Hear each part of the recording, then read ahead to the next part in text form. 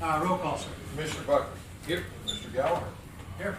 Mr. Cater. Here. Mr. Quorum present. As you wish, please stand for the invocation and the pledge. Pledge Allegiance to the flag of the United States of America and to the republic for which it stands, one nation, under God, indivisible, with liberty and justice for all. Dear Lord, please be with us today as we try to do the best for the county as we can, make the best decisions. Dear Lord, please keep us all safe through the Christmas holidays and through the new year. Dear Lord, thank you for the wonderful Thanksgiving that you've given us.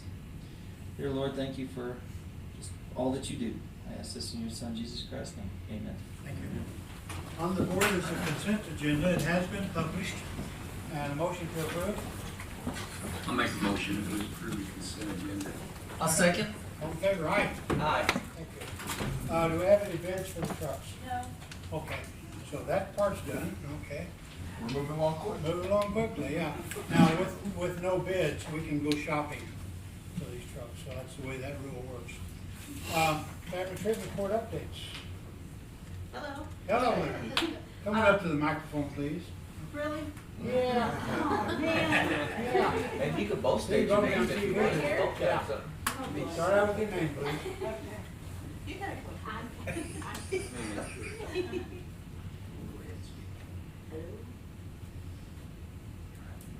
Is it working? It's working. Is it? Clay usually is the one helps us out with mine. Tap it. It should be on. Yeah. It's on. Okay. So I'm Jason Coleman. I am the Family Treatment Court Program Director, and this is Laura Wood. She's our Treatment Court Administrator over the 24th Circuit. She does mostly on the adult criminal side, though, in DWI. The difference in ours is that Lori's are in her program related to criminal offenses related to drugs, or maybe they committed a crime while they were under the influence or obtained drugs or something like that. Ours are in our program because their children have been removed because of substance use, so they are trying to reunite with families. I'm gonna interrupt a little bit. Go ahead. Is the indication is that in every case, children have been removed? Is that always the case? On the family treatment court side, yes. Now, what's the difference in drug court and family treatment? So it's basically all across the board, it's a treatment court. It's the same concept. We just, on her side, the individuals are facing criminal charges. So they may have a backup of something like that. They may end up going to prison or get their driver's license revoked or taken away. And on our side, they're trying to reunify with their children, get their children back in the home, but there's not a criminal charge associated to it. Now, in every case, has a judge said you will do this? Yes, they have to be ordered in by a judge. The program is voluntary, so we talk to the folks beforehand and screen them and see if they want to participate. But then once the judge from the family court says that you've decided you want to do this program, they order it so they can turn the jurisdiction over to Commissioner Root while they're in the program. I'm very interested in this, and go ahead. Right, well, and that's kind of why we wanted to come today, just kind of explain what it is we do. So, like I said, on our side, they're trying to reunify. On their side, they're a lot of times just trying to go an alternate route other than facing those criminal charges. But the goal of the program is not just to promote sobriety, not just get your kids back, and not just avoid criminal charges. It's to promote recovery long-term, like the whole thing of it. Get them working, get them an education if they don't have one, get them a driver's license if they don't have one, return the kids to a safe and sober home. Just the whole piece of it, and make sure they go to treatment for their substance use issues, for their mental health issues, things like that. So we have lots of services we provide. We have probation officers on her side. We use Great Minds Health Center locally for our treatment. We have a family and children's specialist on PCHAS here locally that's kind of like a case manager for those include families and helps with all those things I just mentioned, like budgeting, education, all those things that they might need help connecting with. I gotta ask you a question about Sure. Great Minds on the treatments. Very good programs.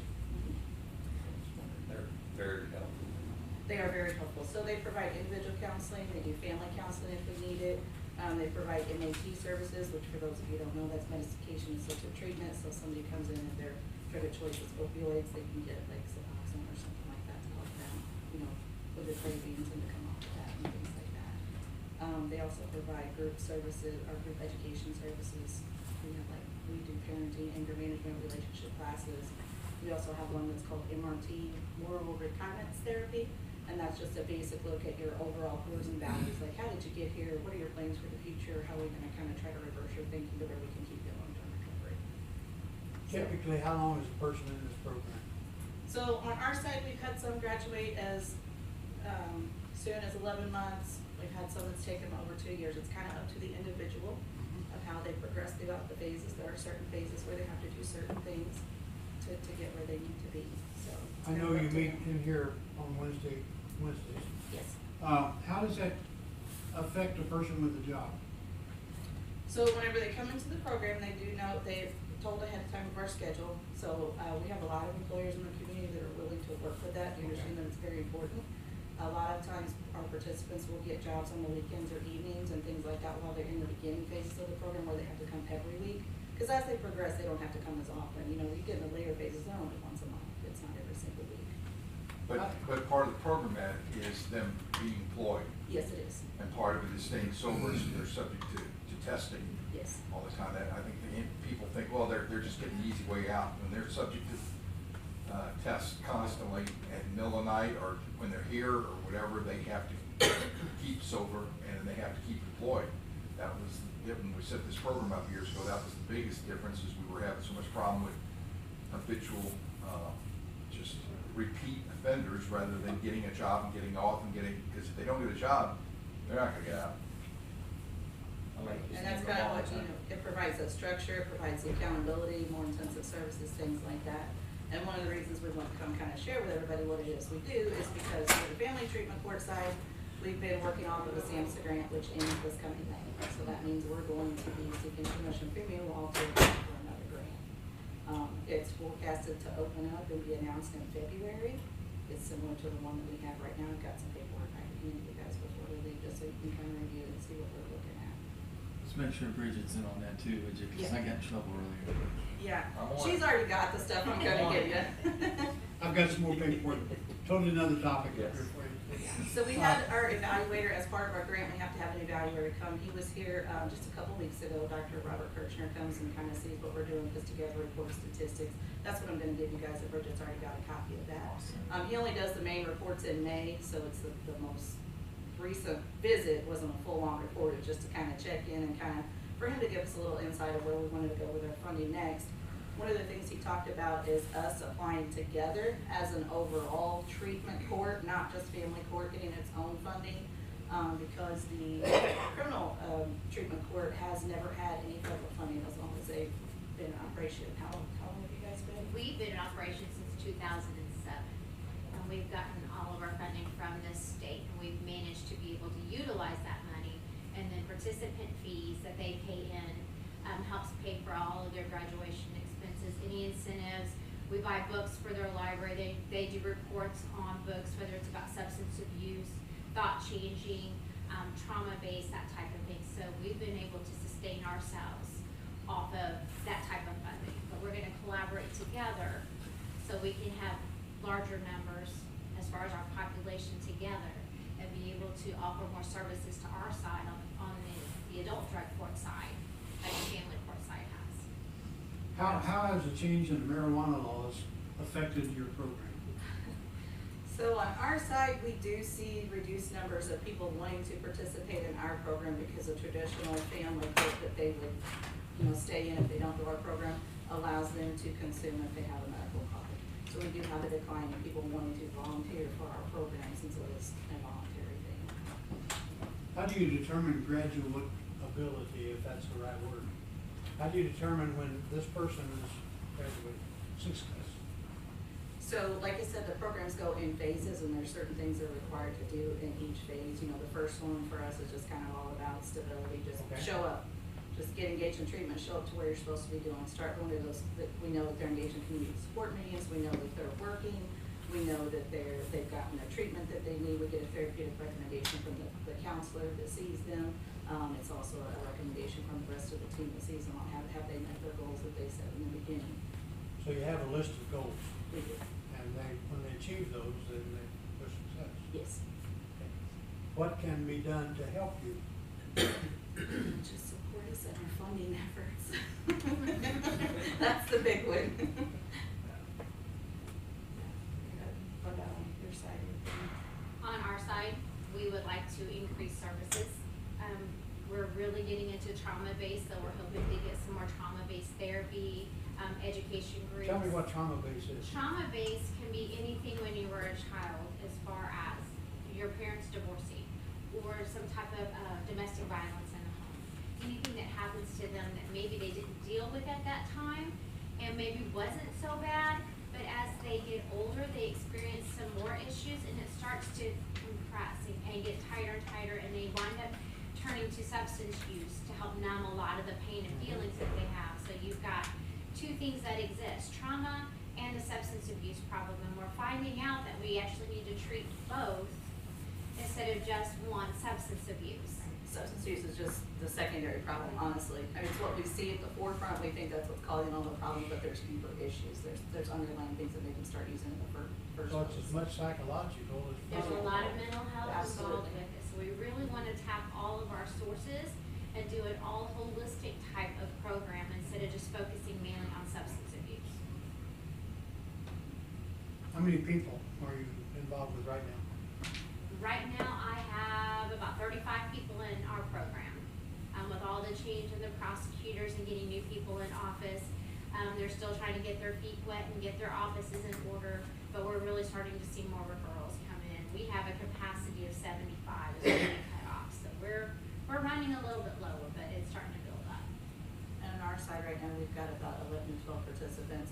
We did have 5 graduations in the last couple of months, and we've got one planned, 2 weeks from now. We've got another participant successfully graduating, so We have we're kind of low two, on our numbers right now. too. we have 2 graduating December 12th. I keep hearing my side and her side.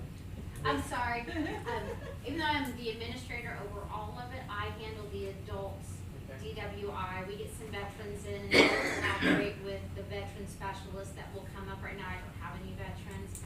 She handles mainly all of the family side, Okay. but once But we it's- get it's a together, we close- can work. It's a close cooperation. Oh, absolutely. Absolutely. Yep. No fist fights or anything like that? No. Not yet. Not yet. No. We're good. Anybody else have a question? I'll just point out from the auditor's office that working with Lori has been a big life changer for us. She's very diligent in her paperwork, and we appreciate the work her and Commissioner Root puts together for our department, which translates to your department. Do you have anything to add? So, They've been amazing. I appreciate all the help that you guys give us as well and guide us when we need the guidance. Everybody's worked well. Anybody else have any questions? Well, I thank you so much Thank for, not only for your report, but for what you do. Thank you so You're much. helping our people. Thank you so much. Thank you. And the community.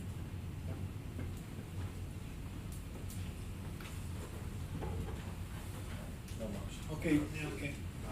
David thought it wasn't gonna work that time, but it did. Okay, and this is the high-tech scanner that BJ's wanting to purchase. Yeah, we got about 500,000 Right. documents through one of those. Yeah. No, I'm joking, that's not I right. was like, oh my gosh, you're gonna Okay. be there a while. Sorry, Cam. Got more staff coming. The Recorder's Office is asking permission to apply for a grant to finish up our marriage books. We got about 38 more books to finish. And this is through the Missouri Secretary of State's office in Jeff City. And the grant is for $20,000. It's a no match. So, I don't know if we'll use the whole amount, but we might. So we have to wait till we bid to find out what that amount will be. But the grant we'll be asking for is $20,000. And it's the same grants we've been applying to before. The marriage books aren't nearly as much as the deed books to get them digitized. So last year we did the first half of the marriage books, and this year is the last half. We're shooting for to finish them up.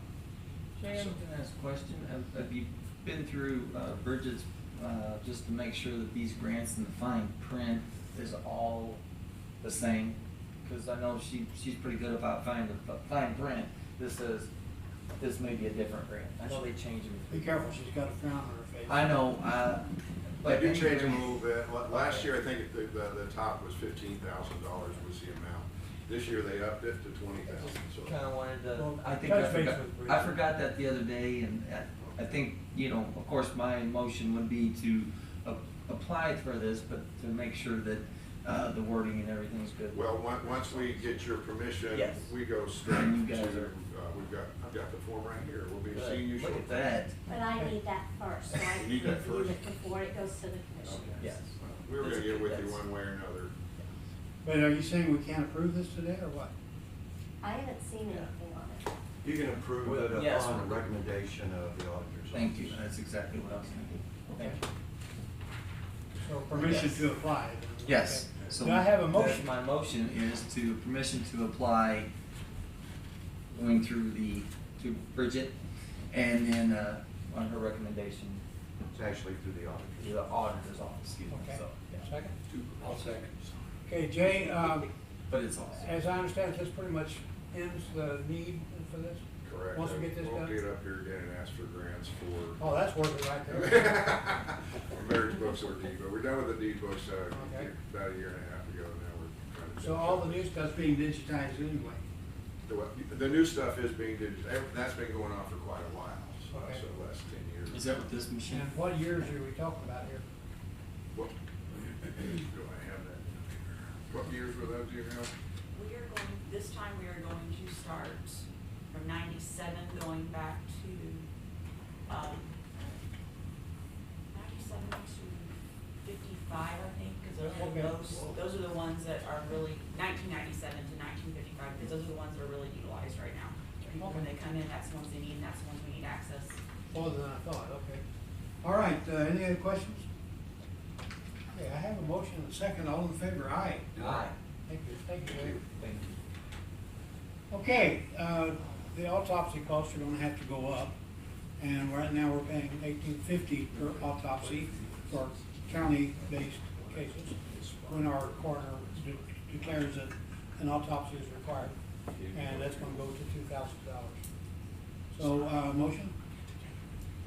I'll make a motion that we approve the additional costs on the autopsy from $18.50 to $2,000 per case, Effective January 1. effective January 1st of 2024. Okay, I'll second. okay, questions? Now, I do have one, we visited the morgue down at Springfield, and we're considerably under the price that they charge for an autopsy right now. Actually, we visited one there and one in Ozark, Missouri, which is a privatized firm. And we're very reasonable in the autopsy because they were anywhere from $750 to $450 above what we charge now. Okay. Yes, Richard? Considering what this is for, do we ever have a budget for something like this? Yes. Do we? Yes. I mean, how do we consider the total cost? Is it number of deaths per 1,000 people, or how do we put that number Well, the together? number of autopsies that are performed, that has nothing to do with basically population, it's just the coroner, okay, the coroner's called to the scene, and if, you know, somebody's dead and wakes up dead, if they'll bar that. But, if some, you know, if they, sorry, couldn't pass it up.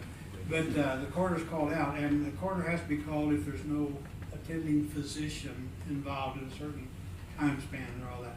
You know, if they just came home from the hospital and, you know, the doctor said it's time, well, then that's, the coroner's not necessarily called, or the coroner's called, but it's not an autopsy case.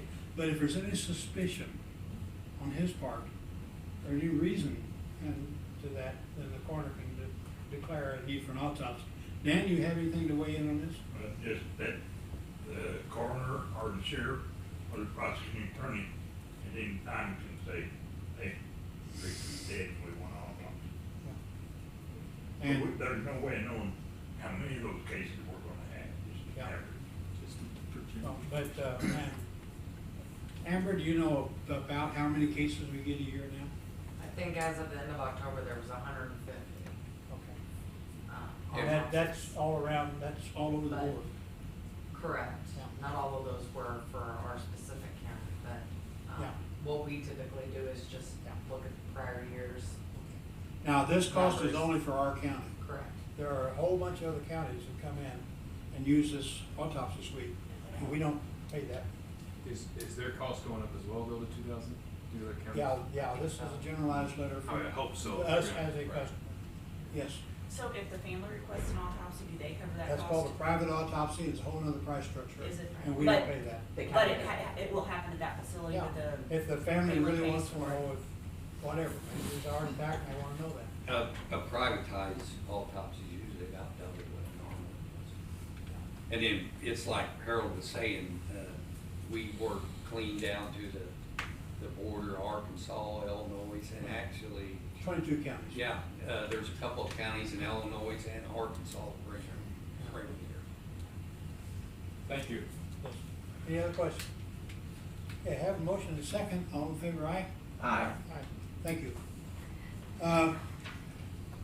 Okay, indigent burials, there are a number of situations where the person just, there's no way that they can pay for the funeral costs. And that picture, that particular picture is from some city, and you can see John Doe number 48 in the year 19 whatever. So they have a large number of these. We don't have quite that many, of course, but there are a number of situations where the body is not claimed. It has to be taken care of. Those cases are cremated, and right now the state allows $400 for the handling of each case. We'd like, and that's going to continue. We'll get that $400 for, I'll say, qualified applications where there's no other way to do it. Nobody's, they don't know the situation, nobody to take the body. But anyway, we would like to go allow the coroner $600 for that situation. And I've got on there about, somewhere, if the, up above, or that will claim the body, that's ineffective, that's not the case.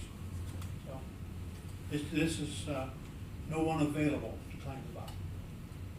Okay, So, yes, Mark? We understand that, right? So before we were being reimbursed by the state, so we had no cost. Now we're gonna have $200 cost per body? Is that, am I reading that right? Yeah, we'll still get the $400. But we're gonna have a Still apply for that. $200 expense coming from There'll us be now. $200 difference.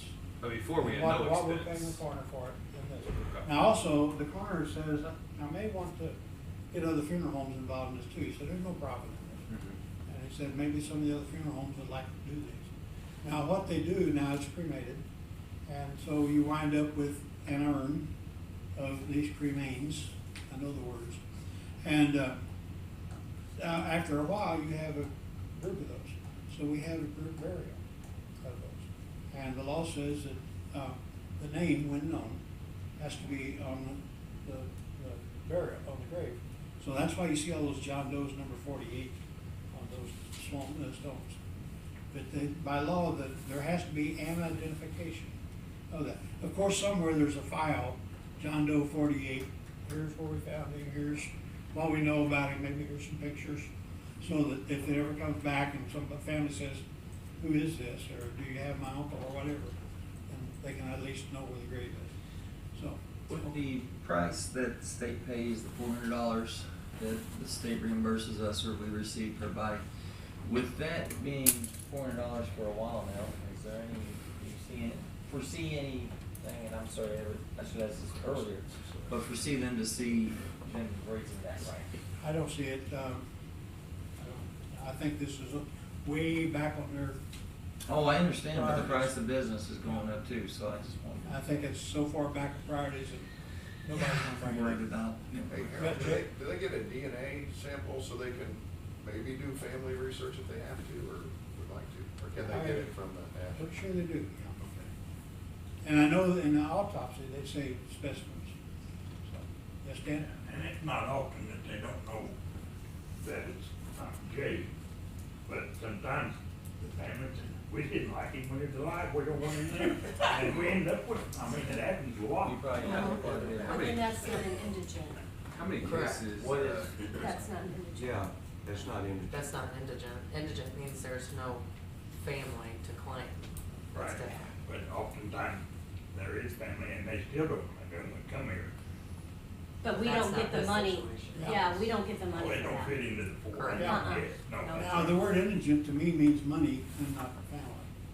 So That's it's not the statute definition. not the same, No. okay. If they're indigent, then they qualify for the $400, and the Community Foundation of the Ozarks will give us $400 for that. So we have a policy currently on this, but it sounds like what you guys are wanting to do is just increase the amount to pay to the coroner, The allowance fee. or the corresponding funeral home will be 600 instead of 400. Right, Is that correct? yes. Okay. You're not changing policy, you're just changing the amount.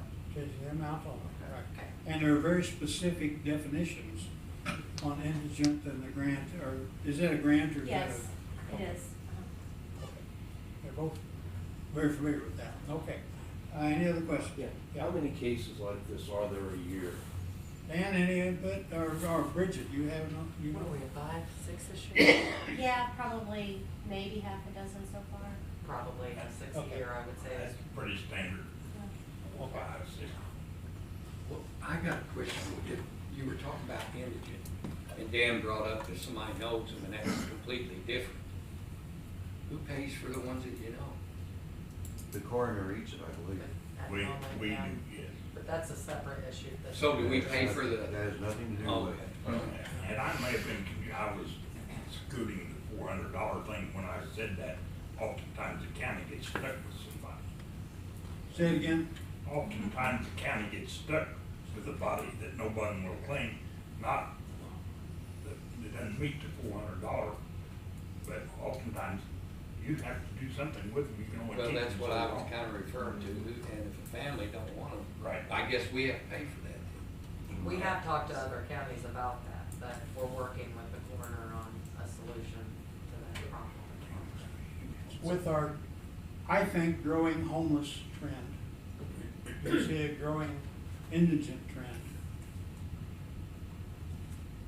See some yes nods back there. There used to be a site at the Knights of Pythias that the county road and bridge took care of Yeah, for the specific. well, that's where the mass burial will probably be. Still there.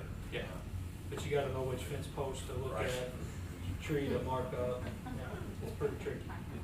Well, now, are there no stones there? No. See, when we researched that, the law says they have to be marked. It's not, I think there is a record, there's just no stone there. there's no Okay. stone. I think that's what the law says, there has to be Okay, record I of thought where it it's had to be at. physically marked. It probably does need to be physically marked because it's, the land has changed, Yeah. those trees may be removed, or the fence may be removed. Okay, I've just, any other questions? Sorry. Surprised how much interest this showed. Okay, all in favor, aye. We haven't taken our motion yet, yeah. Well, since it's out there, make a motion that we currently pay the $400, we go to the $600 per body for the allowance for indigent burials. Second? I'll second. Now, any other questions?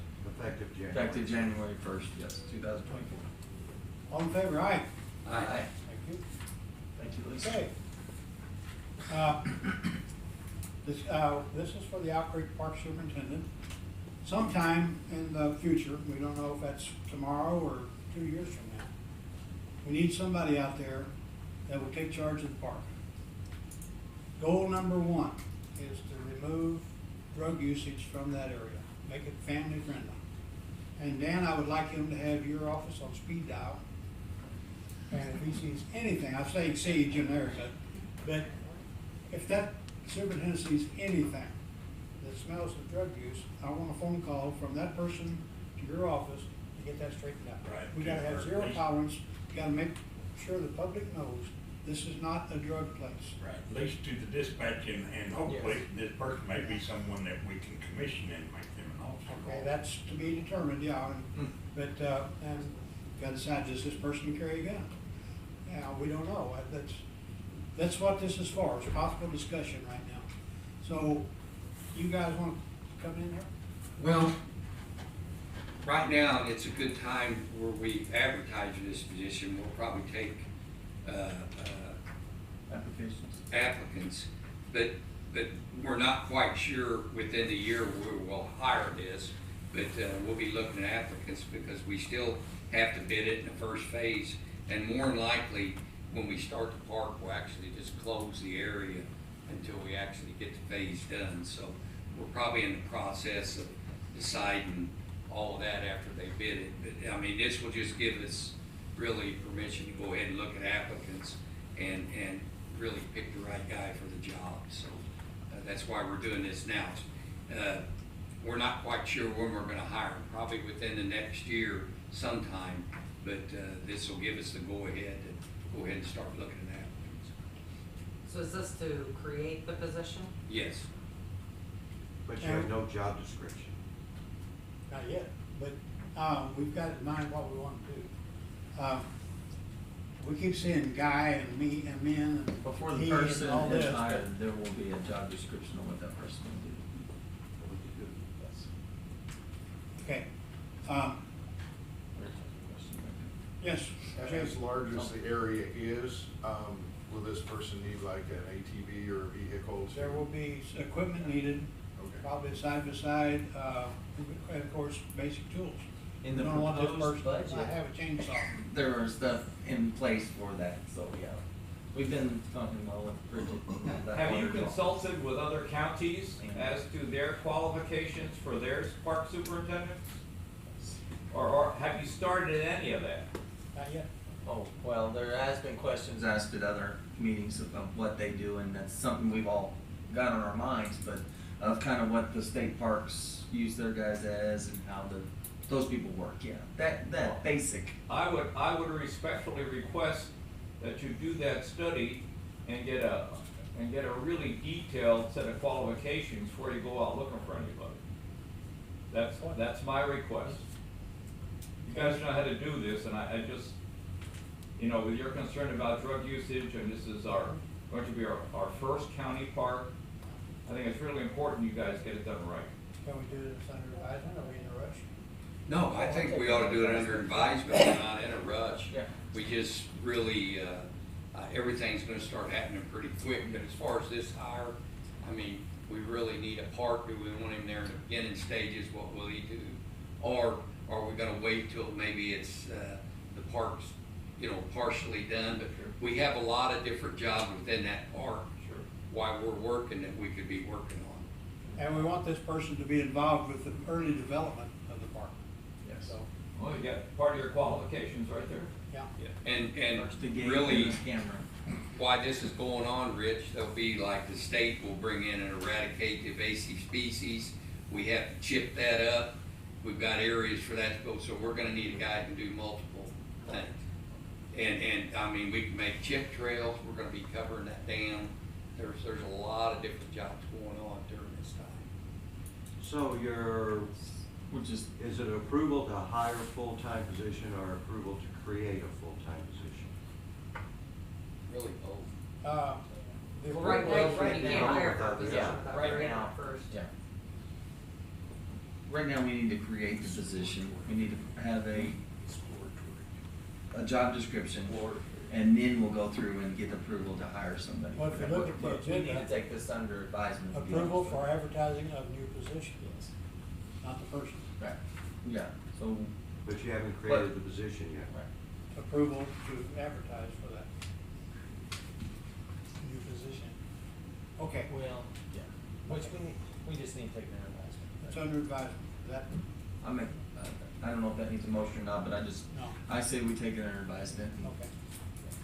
Okay.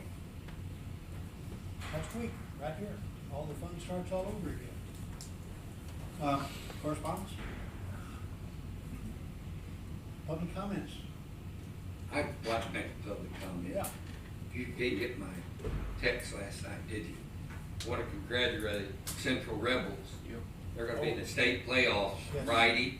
They defeated the #1 team in the state, Blair Oaks, and they'll be playing the #2 team, Seneca, at Columbia at 11 o'clock on Friday. I wanna wish them luck because it's very hard for anybody to get in a state championship. And we have very good sports around our area. And be it Central, the volleyball, basketball, Farmington, any of them, when you get in the state championship, you've worked hard. And I want to thank Corey and BJ, those two coaches. I've known them for years. And a lot of times they've been there, but when you're playing privatized school, this year they got into the final game. So I want to wish them luck. Not only did they beat the number one team in the state, they beat the number one team in the state on their own field. I mean, that's Yes. that's pretty Going impressive. there, playing it, and being big. I wish them all luck. I hope everybody else does, because it's a very big task to get to that game. Yes, that's, Congratulations, those guys. I'll second that. I know that's not emotional, but I ditto everything you said, cause, Even though around here locally, you have your rivalries, when you get a team in there, I think everybody pretty well backs each other. But once you get Local and to go. once you get to a playoff around here, everybody goes. Yeah. That's the good thing. I'm gonna about be it. there. I gotta go. I would like to be there. I'll make it all right, Rich.